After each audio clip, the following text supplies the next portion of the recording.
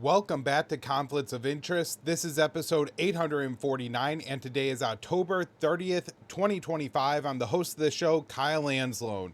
Apologies for missing the Monday episode of the show. I was sick on Monday. I was really hoping to make up that episode to you guys sometime during this week, but I have just been so busy writing the news, I haven't had time to come on and talk about it. There's a ton going on, and so my tentative plan right now is to do a show today, essentially going through all the news that doesn't involve Israel, and then I'm going to try to do a show tomorrow afternoon where I'll kind of do a recap on the week's events in Gaza, in the West Bank. There's a ton going on there. I simply didn't have time to cover everything today. I thought that would be the best way to break things down. Let me know if you disagree. Let me know what you think. I've been trying to alter the format of the show some, and of course, I always appreciate when you guys share, tweet out, whatever you can to help promote the show. Of course, this is just one of the many things that I do. I also host the Kyle Anzalone Show. That is the top link in the show notes page. Make sure you subscribe to that episode. I've already interviewed Kelly Vallejos and Dan McAdams this week. I have James Carden coming up later today, so that's a pretty good list of heavy hitters, true experts on U.S. foreign policy. You don't want to miss out on their analysis. Additionally, I write at judgenap.com, antiwar.com, and the Libertarian Institute. Best place to follow all my work is at Kyle Anzalone _ on X. All right, so let's do this. First article up today, Senator Paul slams strikes on boats in Caribbean as extrajudicial killings. And so I really want to just take a minute to kind of recap everything that's been going on in the Caribbean and the Pacific this week. I believe we are now up to a total of at least 15 boats with over 50 people killed in U.S. strikes. Pete Hegseth announced, I believe it was on Tuesday, or he maybe announced on Wednesday, and the strike occurred on Tuesday, that the U.S. had blown up 4 boats in the Pacific. These are in the Eastern Pacific, I guess, boats that are leaving Colombia, killing, I believe he said, 14 people, and there were 4 vessels destroyed in 3 strikes. Now, I think the most interesting piece of that strike was that there was 1 survivor. Now, according to the U.S. government, the people on these boats are dangerous. They're bringing drugs to the United States that are killing tens, if not the potential hundreds of thousands of Americans. We have to defend our own border against these people that the U.S. government has designated and labeled narco-terrorists. But then, once we blow up their boat and have a chance to arrest one of them, maybe interrogate them, find out a little bit of the cartel structure, what other smuggling, pathways. There are all kinds of information could be gained by apprehending this apparent suspect. We let the Mexican government have him. How does that make any sense? If this man is a dangerous narco-terrorist and you have a chance to arrest, detain, interrogate, try, and put in prison this narco-terrorist, why not do it? I suspect it's because they don't want to do that, because there's a good chance that this person has nothing to do with narco-terrorism, nothing to do with drug trafficking, maybe not drugs on that boat whatsoever. And so by doing that, you're actually undermining the case. And this isn't just pure speculation. There were 2 survivors of an American strike in the Caribbean. Those people were, I believe, repatriated to. I believe they were Ecuadorian after the strike. Again, not arrested by the United States, and they were freed after finding they were engaged in no wrongdoing. And so again, if these are narco-terrorists, shouldn't the U.S. government be concerned that if we let them go to Mexico, to Ecuador, to Colombia, Venezuela, any of these other countries, that they're just going to be back out on the waters trafficking more drugs in a couple weeks? Why wouldn't we hold them accountable? Why wouldn't we attempt to try them? Why wouldn't we attempt to arrest them? It only made sense to me if the U.S. government thinks there's a decent chance, probably above like 25%, that these people aren't actually narco-terrorists. Now, Rand Paul has offered some insight into this too. He says that, when they detain boats and, go and search the boats and see, we suspect you're smuggling drugs, we go in, we look, about 25% of the time, those boats aren't carrying drugs. And so maybe that's like kind of the thinking that, hey, a quarter of the time we're wrong. We blew up 4 boats yesterday. What the guy who survived was from one of the statistically likely the boat that wasn't carrying drugs. And now we have a, Mexican fisherman who's in the United States, and maybe he wants to sue the U.S. government for trying to murder him for no reason. I think these are kind of the problems that the U.S. is getting itself into here. So Senator Paul, was very critical of these strikes. He is, I think, probably the most outspoken member of Congress. And get this is absolutely shocking to me, right? That you have Democrats who have, I'm not even joking, for 10 years, since 2015, have looked for any little thing they could find to prosecute Donald Trump on. Misvaluing property, claiming that he was an agent of Russia, that he was the puppet of Vladimir Putin, literally telling the American people day in and day out that Donald Trump had prostitutes pee on him in a hotel bed in Russia, the same bed that Barack Obama slept on. That was a part of the whole thing. And that Putin was now using that information to blackmail Donald Trump. Every conspiracy theory, every stupid thing Donald Trump has ever said and done, they have brought up against Donald Trump, except when it involves more war. And so here you had Donald Trump clearly engaging in illegal practices, clearly engaging in extrajudicial killings, maybe the most Republican, principally Republican member of Congress, maybe one, the senator probably, who represents, Josh Hawley might be close, one of the senators who represents America First and MAGA Best, Rand Paul, is saying this, and the Democrats aren't jumping on board. They're not trying to use this. They're not making a big deal out of this. There's almost no mainstream media attention to any of this whatsoever. It's absolutely baffling and shocking that there's not more outrage over this. But, really good on Rand Paul to be so critical, to call this out as undeclared and unconstitutional war. But not only that, these are murders happening. The U.S. government is committing murder here, and there should be people held responsible for that. Now, I guess under U.S. law, presidential immunity, you probably can't prosecute Donald Trump, but what Donald Trump is doing, the precedent that he is setting, and rightfully so, by going after people like James Comey and John Bolton for, what they did while in office, and particularly Comey and potentially Brennan, abuses of power. Pete Hegseth seems like a good candidate for somebody who should be going to jail for overseeing the murders of all these people in the Caribbean and the Eastern Pacific. And so, this is really troubling. Now, a little bit bigger picture here, because I don't think this is about stopping drugs from coming into the United States. Little Marco Rubio is, I don't know if he's somebody you could actually say is a neocon, but certainly has and shares a lot of the neocon philosophy, has a lot of neocon influence around him. He wants to remake Latin America in the way that he thinks it is. He's basically a Hillary Clinton, right? Who's coming into the State Department, who is not necessarily going along with the promises that the president they work for ran on, and is trying to undermine influence to, do things for their own profile, their own standing. And so Rubio here ideologically wants to remake Latin America. He wants to get rid of the Cuban government, wants to get rid of the Venezuelan government. I guess the Colombian government's probably on that list now, with I think it's Petro in charge of that government. Pedro might be the leader of Spain. So, very just kind of crazy here that Donald Trump is letting Marco Rubio get away with all this, but Marco Rubio wants regime change in Venezuela, and I think that's really what all this is about.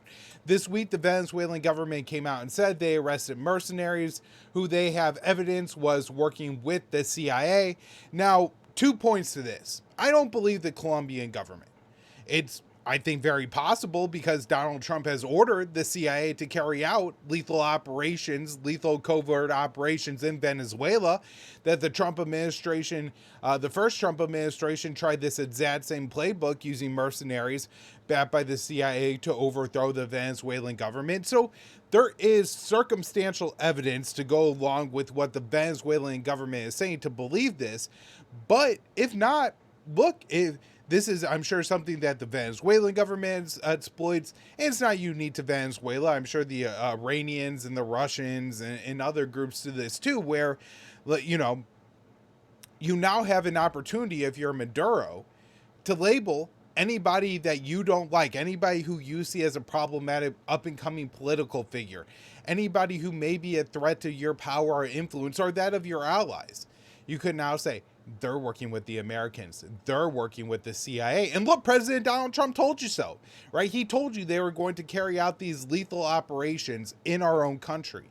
And so we had to round them up. We have to throw them in jail. And of course, the espionage nature of it, they're able to obscure the trials. And so, you know, this is a real opportunity for Maduro to consolidate power. So I'm not sure which one's going on here. It could be a little bit of this, a little bit of that, a little bit of both, or it could just all be a regime change operation by the United States that was thwarted by the Venezuelans here. But I do think the ultimate goal here is Venezuela. All right, so next up here, I have this article that I wrote for the Libertarian Institute last Thursday, a week ago. NATO countries feud over Ukrainian attacks on Russian pipelines. And I do think these stories are important, especially as the United States walks back its support for Ukraine, and more of the burden is placed on other NATO members. And, you know, this isn't to say Donald Trump has extricated the Americans from this war. Just limit it, you know, with this financial support.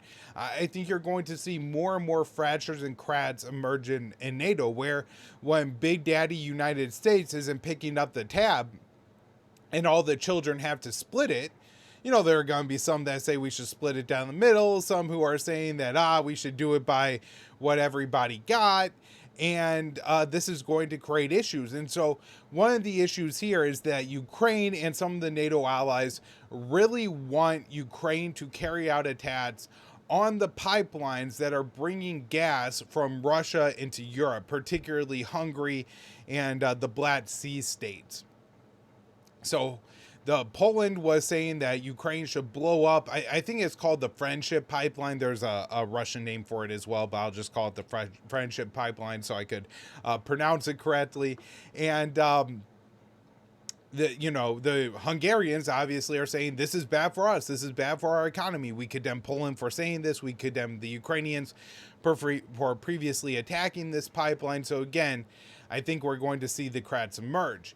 Now, talking about the financials, increasingly going to become a problem. The U.S. ambassador to NATO said Ukraine will receive $2 billion in U.S. weapons in the coming months. And so what he's talking about is most of the weapons are not being sent, you know, Joe Biden style directly from U.S. stockpiles paid for by U.S. taxpayers, but rather they are being sent through the NATO Plural program, which is where European countries, Canada as well, are contributing money to the Plural Fund, and then NATO uses the Plural Fund to buy American weapons for Ukraine. So, $2 billion of weapons going to Ukraine in the coming months. What's the problem here for NATO? Well, one of the things you know that's obvious there is Ukraine is saying they're going to need $60 billion next year. Now they're going to contribute $60 billion, then they'll need an additional $60 billion from NATO, probably more. It's probably an underestimate, but that's what Zelensky is saying. And so obviously the math doesn't work out if you're going to send $2 billion over the coming months, right? So that's like an average of at most $1 billion a month. when the Ukrainians are saying they need between 4 and 5 billion every month, at the very least, and again, probably a little bit more than that. But what Whitaker said, Matthew Whitaker is the U.S. ambassador to NATO. What he went on to say is that for 2026, they're only looking to give Ukraine between 12 and 15 billion dollars in weapons. And so again, this is a massive shortfall. The math does not add up here. How they think the Russians are going to believe that the Russians are in trouble, that the Russians are about to lose the war, when in reality, Ukraine is 14 months away from having at most like 60% of the weapons and funding they need to wage the war in the war next year. And so this doesn't add up. This doesn't work. This is a real problem for Ukraine. And I don't hear people talking about it. And look, I am using the NATO numbers, the Zelensky numbers. I'm not, saying, oh, I know from behind the scenes sources that, the U.S. is willing to contribute this, and they're saying it's not enough. I'm just going by the public statements here. And the public statements from our officials are making it clear that this war will not work for Ukraine pretty soon. And there seems to be absolutely no reflection in European, NATO, American, Ukrainian policy public statements that would suggest anybody has any comprehension of this problem or what's coming up here. So that to me is very, very disturbing. I will say I got my NASCAR hoodie on today. It is the last week of the NASCAR season, so big NASCAR fan. I thought I'd celebrate that. I'm not trying to look too much like a bum. I just love NASCAR. I wanted to give them a little shout out on today's show. Back into the news here. This one, Putin responds to new U.S. sanctions. Russia refuses to bend to U.S. pressure. So there's quite a bit going on here with the U.S.-Russian relationship that I want to talk about and break down. Now, in the U.S.-Russian relationship should not just be focused on Ukraine. And I think that's one of the problems that the Trump administration has right now, is they're kind of putting Ukraine first and putting a Ukraine ceasefire first. And because that can't happen, no other positive development in the U.S.-Russian relationship could happen. And so we're continuing to see that relationship deteriorate around the war in Ukraine, particularly because Trump has put on, I think, his first sanctions of his second administration on Russia. Now, Putin pointed out in his speech, and this is something that I have talked a lot about over the years, that when you look at Trump's first administration, and we heard these promises, and I was really optimistic that Trump was serious about getting along better with Russia and improving the relationship that had deteriorated so much, particularly through the Obama administration. I mean, Bush did a lot too, but things were really bad at the end of the Obama administration. And Trump said he was going to make it better. He was going to get along with Vladimir Putin, that he was going to make deals, and that the world was going to be in a better place. Trump did meet with Putin, but really, all the Americans got from Donald Trump's Russia policy during his first administration is a record number of sanctions on Russia at the time. A record number of expulsion of Russian diplomats from the U.S. and our allied states. And really wrecking the U.S.-Russian relationship in the most important way by destroying key arms control agreements like the INF Treaty and New Skies, refusing to negotiate on New START. And so when Biden came into office, he had like 2 weeks to just sign an extension to New START. And so the U.S.-Russian relationship is in real trouble at this point. And rather than trying to even like set Ukraine aside a little bit, the United States is not doing that and putting Ukraine first in the U.S.-Russian relationship. And I'll get into a minute why this is such a problem, such a catastrophe. And so Putin, is saying that the sanctions aren't going to affect us, that, Trump is talking tough. We've dealt with the sanctions before. I think this is probably the case. I'm sure, and I do think that people overstate how good the Russian economy is right now, how well things are going inside Russia for Vladimir Putin. I mean, look, we know from our own misadventures around the world that dumping tens, if not hundreds of billions of dollars into the military is not a sustainable and prosperous way to grow an economy. That being said, the sanctions definitely haven't had the desired effect of crushing the Russian economy, crippling the Russian war machine, and bringing the war in Ukraine to a close. Not by chance, not even close. And so these sanctions are not going to hinder the Russian war effort in Ukraine. They are going to further damage and deteriorate the U.S.-Russian relationship. Now, some other news on this whole thing is Russia conducted a test of this new, I think it's like Brezhnev cruise missile, or the NATO calls it Skyfall. I'll just call it Skyfall because it's English and I speak English. So they tested this new Skyfall missile. It is a nuclear powered and potentially nuclear tipped cruise missile that could fly for hours and hours, maybe even days. I've heard people go as far as to say weeks and months at a time, but certainly days at a time. I think the initial flight test was like 15 hours. The thing traveled 8,000 miles. They're saying it could travel tens of thousands of miles total because it is powered by a nuclear reactor. And it's a cruise missile, so it could be very hard to shoot down. We really don't have defenses for this kind of weapon. And also, this is the kind of weapon that doesn't necessarily need to be fired from Russia at the United States. It's not a ballistic missile on a fixed trajectory, and with a limited range, it could fly over the South Pole, the North Pole, over oceans, and come hit the United States from any kind of direction. So this is something that's going to be hard for the United States to shoot down. So the Russians are saying this helps to ensure mutually ensured destruction, or deterrence. That we need to have enough weapons that the Americans know if they launch a preemptive attack on Russia, that we could respond back. And for Russia, I think this reality has become all in all more clear as the war in Ukraine has continued to ratchet up and escalate. I mean, Joe Biden did a lot, but Donald Trump has done a lot too. Maybe he cut off the arms to Ukraine, but he authorized using Western missiles to be fired deep inside Russian territory. He's helping pass intelligence and planning Ukrainian drone strikes, likely with American-developed drones, to hit Russian infrastructure, civilian infrastructure targets, oil refineries and things like that, far, far from the front lines.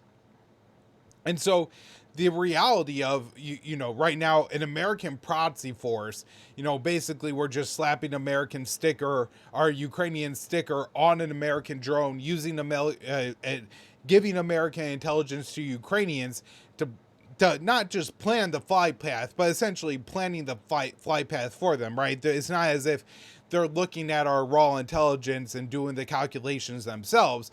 They're likely getting the map of saying, hey, if you fly here and here and here and here, you'll be able to avert all the Russian air defense systems if you're at this altitude and that altitude, and you're going to be able to hit targets deep inside of Russia. So these are effectively American attacks on civilian targets deep inside of Russian territory. And so for Russia, the reality of an American attack coming on their soil is essentially something they're experiencing weekly, if not monthly. So they are looking to restore deterrence to make sure that direct war, and particularly nuclear war, doesn't break out between the U.S. and Russia. And so they've developed these new missiles. There are several different kinds. There's the Oreshnik. There's a few others with different kinds of capabilities. I think there's like a sea drone that they also have, and all these things are capable of carrying strategic weapons. Now, Donald Trump has responded to this, and he says, we have a nuclear submarine right off their shores, that the Russians don't need to be saber-rattling, that what the Russians are doing is dangerous. When I think it's pretty clear, and this isn't to absolve Putin and Russia of everything that they're doing, but particularly in the case of when it comes to nuclear weapons, that Russia is responding to U.S. provocations. The major ones overall being the expansion of NATO, the giving of more and advanced weaponry to Ukraine, particularly on this subject when it comes to the F-16, floating, giving the Tomahawks to Ukraine. Of course, we have the Aegis Ashore systems now in Poland and Romania. While those are air defense systems, they do use the MK, the Mark 41 launchers that are capable of firing Tomahawk missiles. And while the U.S. doesn't currently field a variant of the Tomahawk with a nuclear tip, we have in the past, and obviously if we've done it in the past, we can figure out how to do it again. So, from the Russian perspective, there is a lot of strategic threats right in their very near abroad presented to them by the Americans. And so they have increased their, kind of nuclear system in response to this. Now, of course, this has all been driven and fed over the past couple of decades by George W. Bush and Donald Trump, getting out of several arms control agreements, most importantly, the Anti-Ballistic Missile Treaty and the Intermediate Range Nuclear Forces Agreement, which were really important on de-escalating tensions and kind of keeping things in check. So I think we're in real trouble with the U.S.-Russian relationship here. It's important to note that not only have we scrapped all the other arms control agreements, New START is set to expire in February. And the more the U.S. escalates the war in Ukraine, the more the U.S. puts the Ukraine issue first, I think the less likely we're going to see that treaty extended, which would not only be bad for the United States, but just humanity in general. All right, next up here, Trump is in Asia, and he says the first batch of missiles for Japanese F-35s will be delivered this week. So Trump announced that he had approved the sale of AIM-120 AMR, AAM, and AIM-9X Sidewinder missiles for Japan. I think the total sales are just under $4 billion. First delivery coming later this month. He also announced that there would be a new golden age to the U.S.-Japanese alliance, whatever that means. And then we also have him going to South Korea. Maybe his most important announcement on his entire Asia tour is something that hasn't gotten a lot of discussion, but Trump said he signed an agreement with the South Koreans for South Korea to build nuclear-powered submarines in the United States of America. Now, this seems to me to be very similar to the AUKUS Pact that the U.S., Australia, and UK agreed to under President Joe Biden. And we know that China was very concerned about that. And of course, this announcement came just hours before Donald Trump was going to be set with Chinese President Xi in South Korea. And I will have updates on the Trump-Xi meeting that has happened at this point. But I really want to take some time to go through all the statements before I bring you any analysis on that. So quickly on North Korea, just before Trump went on his Asia tour and then once after, North Korea conducted missile tests. I think the first missile test they said was a short-range missile, and the second missile test they said was a C-2 surface cruise missile. So I guess a submarine-launched missile that targets land. I do believe that the second one they said was capable of carrying nuclear weapons, although, obviously the test missile was not. The timing of this from the North Koreans is interesting. Donald Trump has floated a couple times since he's been on his Asia tour that he would like to meet with Kim Jong-un. It seems that once you're already in Asia, it's probably too late to plan this meeting. And maybe it's always hard for me to read the North Koreans and exactly what their intentions are. But to me, it seems like they've drawn a fairly hardline position that they are only willing to engage with the Americans on diplomacy if the Americans rule out denuclearization of North Korea. And the Americans haven't done that. And so I think talks between Trump and Kim are unlikely. All right, last up here, Sudan. I have not spent a whole lot of time covering Sudan. I have been trying to read more about Sudan, particularly over the past year. I I find it hard to figure out good sources, truth, who's who, and verifying videos. There's been so much horrible stuff that's happened in and around Sudan, over the past couple of decades, that sometimes when you see these alleged atrocity videos of things currently ongoing, it turns out it happened years ago, decades ago. It's very hard for me to verify, for the war in Gaza, the war in Ukraine, what's going on in Venezuela, North Korea. These are things that I have covered myself, right, for 5 years, and I have been reading about daily for a decade. And so I know the sources, right? I know how the AP covers the war in Ukraine, the genocide in Gaza, or how they don't cover what's happening in Venezuela. And I have sources, Venezuelan, Israeli, Palestinian, Ukrainian, Russian, American, right? And I know their biases. And so whenever you read that, it's easier to discern the truth from the lies. And I honestly, guys, I haven't been able to get a real grip on the Sudanese civil war. And so rather than trying to weigh in on this conflict when I just simply don't know enough, I have felt to just not be helpful to myself or my audience. That being said, what is happening there is certainly horrific. Definitely hundreds of thousands dead.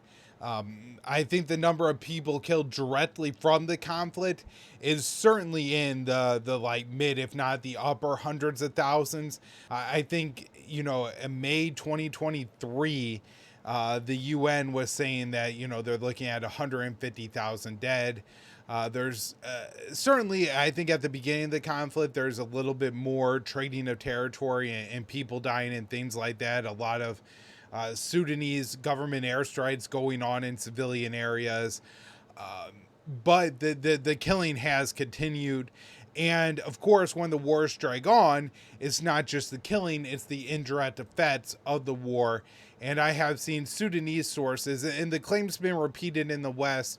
I don't know how accurate it is, but they're estimating over 150,000, not 150,000, excuse me, 500,000, over 500,000 people dying from famine and other conditions. The kinds of things that we cover in Gaza: lack of healthcare, lack of food, lack of water, exposure to the elements, cholera from drinking unclean water and not having the proper treatment for that. People are dying of treatable medical conditions, illnesses, injuries. All those things have certainly been going on in Sudan. I have no idea what the numbers are.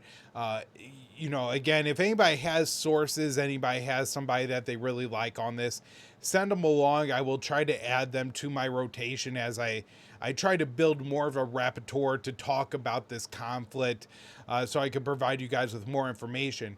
But over the past few days, there have been a lot of videos and evidence coming out that one side in particular, the Rapid Support Forces, have conducted a couple of pretty gruesome atrocities. And there has been, so I've looked through a lot of the footage.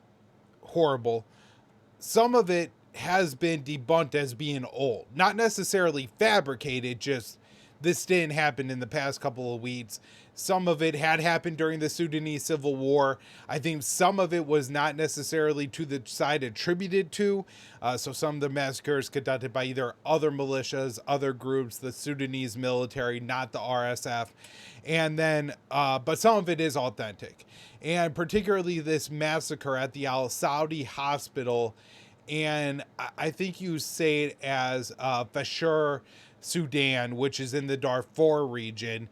The WHO reported that 460 people were killed in the massacre and about 10 medical personnel abducted. Of course, this they mentioned that this was, before the attack, the only partially functioning hospital in a region that has been under siege for some time. And so, when we're talking about the massacre, 460 people killed, but then you're looking at hundreds, maybe even more people dying in the long run from, losing the medical personnel, losing the hospital, and things like that. So this is a really, really significant atrocity. I have not seen any really conclusive evidence that the RSF carried out this attack. It seems very likely it was the RSF, as they had just captured this region a few days before. And then I saw very disturbing. They have some satellite imagery, and there's these videos of them carrying. So then there's evidence for more massacres as well, as I should say. There's videos of people rounded up outside. There's videos of the executions ongoing. And one of the things that kind of validates that these aren't old videos or anything like that is they've actually been able to capture new satellite imagery just showing massive, massive blood stains soaking the landscape of this region of Sudan. So this is unbelievably awful, guys, and I just wanted to take a couple minutes to acknowledge it on the show. I don't talk about it much. I do want to expand my knowledge on Sudan, so I do feel comfortable talking about it more. However, I have just really struggled to find sources, and particularly English sources, right, of people talking about this conflict either from an unbiased or a bias that I do truly understand. There's so many dynamics at play in Sudan. As much as I'm talking about the RSF versus the Sudanese military, there's a lot of other factions. There's a lot of other interests. There's outside players. The UAE is heavily involved in this conflict, and it's absolutely disgusting. All right, everybody, that's where I will wrap up the show for today. Thank you all so much for tuning in. I will be back with an episode of the Kyle Anzalone Show later today. James Carden is coming on. Hopefully another episode of Conflicts of Interest tomorrow. If not, we'll definitely have an episode for you guys on Monday. Thanks, everyone.